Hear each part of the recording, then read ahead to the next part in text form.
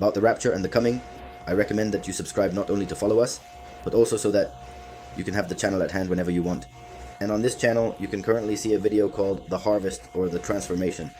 This has to do with, and I will explain in depth more than what I'm going to do right now. What is called the rapture in Christianity is not going to happen as they say. In most cases, they say it will happen before the last 7 years. It will not be like that. In most cases, they say it will happen from wherever the person is, wherever they may be in the world. If they are on a plane, they will disappear from there. Scripture does not say it will be this way. Scripture actually reveals that it will be at the last trumpet.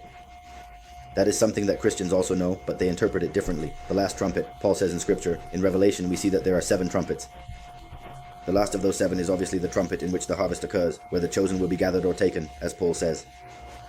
Nowhere does it say raptured, but it does say taken. Then they will be taken up as Enoch and Elijah were to the heavens in the blink of an eye, at a moment at the last trumpet, which is the 7th, I repeat, and it is in the middle of the last 7 years.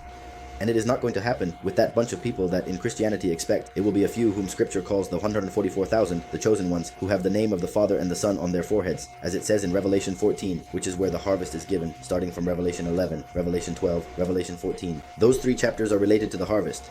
Even the beginning of 15 will not be as many as Christianity sadly teaches.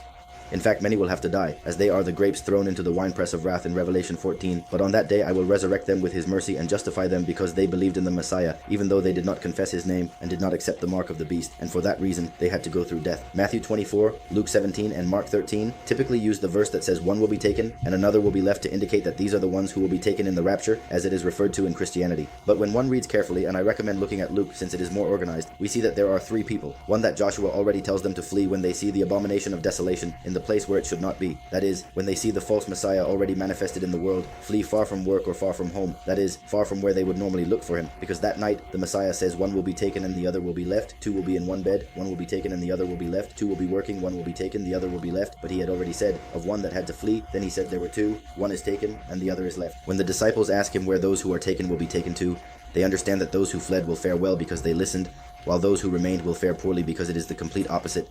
Those who were left behind did so because they accepted the mark of the beast. Those who fled did so because they recognized the false Messiah and escaped to be harvested within a few days. Those who did not pay attention remain in the house waiting for a rapture, but the beast arrives and forces them to take the mark. Since they do not accept it, he leads them to their death. So when the disciples ask Yahushua where they will be taken, Yahushua responds that where they see the vultures, there the corpse will be. Then if you read in Matthew 24, you will see that it refers to a dead body. The other translations in Luke usually say body, so they misinterpret it. They also use eagles, even though the concordance could show that it means vultures. Simply put, the eagle and the vultures are related, and that is why they make that change in some translations, which clearly confuses the interpretation.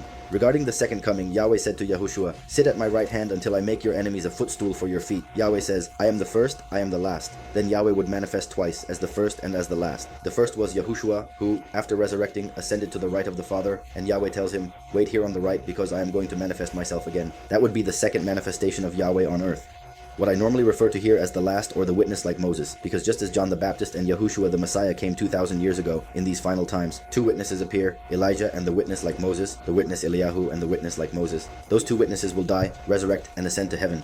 Then Elijah came with the Messiah, and now comes with the last and the first, and the last plus Elijah make the 2 or 3 witnesses to fulfill or confirm all truth.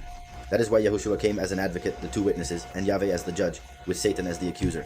Everything is already being fulfilled to carry out the final judgment. So in Revelation we see that 2 people must come. One of them is the second manifestation. They will not recognize him because, as the Messiah said, he would come like a thief in the night. They will see him as evil, like they would see a thief, and they will not recognize him even if they see him as a thief. He hides with a mask or hides in the darkness or wherever so that they cannot see him. So the last one comes in that way. Furthermore, he comes as if he were a Gentile, as Isaiah 63 says, coming as if he were a Roman. That is why he was represented by Paul, who was Hebrew but had Roman citizenship. Now, I'm not saying that he will be Roman or Italian. I mean that seen as a Gentile, he would come out of the nations not from Israel. Yahushua came out of Israel, the last of the nations, just as Moses came out of Egypt, just as Zerubbabel was born in Babylon. So, after the 2 witnesses are killed in Revelation 11, Revelation 14 gathers the 144,000 in what is called the Rapture, and then comes to fight in the Armageddon War at the end of the last 7 years against the false Messiah, to defeat him and finally establish the kingdom on earth.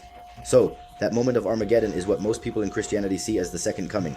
Others refer to the second coming as what they call the Rapture. I already explained that. But the true second manifestation that is most talked about in Scripture is the one I mentioned as one of the 2 witnesses,